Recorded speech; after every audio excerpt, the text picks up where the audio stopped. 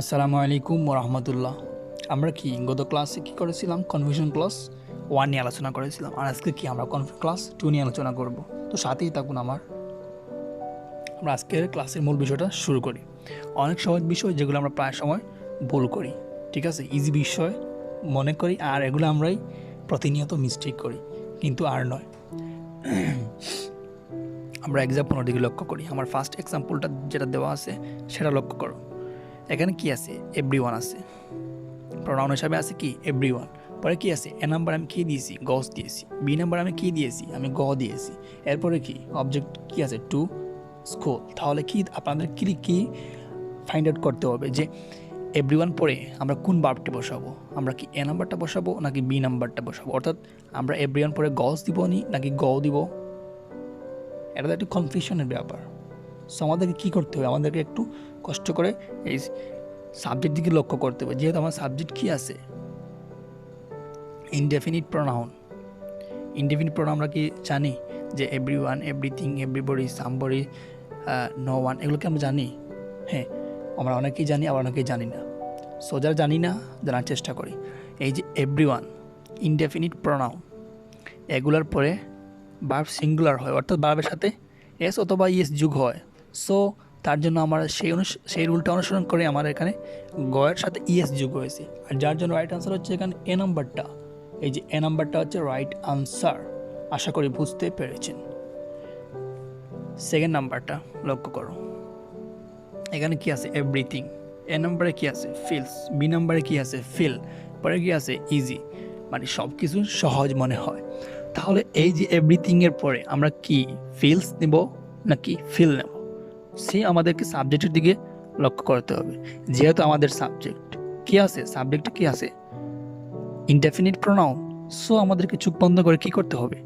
এই যে ভার্বের সাথে এস অথবা এস যোগ করতে হবে, আর সেই অনুসারে কি করলাম? আমরা এখানে এস যুক্ত করলাম। রাইট আনসার হচ্ছে কি? এই যে এ নাম্বারটা রাইট আনসার। আশা করি বুঝতে পেরেছেন। এরপরে আসো, এরপরে আছে কি? Everybody likes. এ নাম্বার আছে কি? লাইকস, আর বি নাম্বারে কি? Like him.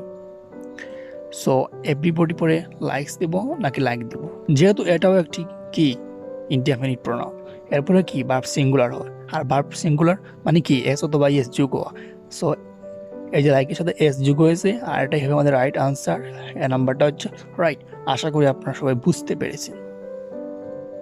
এরপর আবার পরে আসো, এখানে কি আছে? নাথিং। এ নাম্বারে কি আছে? ইজ। বি নাম্বারে কি আছে? আর কি? ইজি। তো আবার সেম প্রবলেম। তাকাও সাবজেক্টের দিকে লক্ষ্য করো। সাবজেক্ট কি?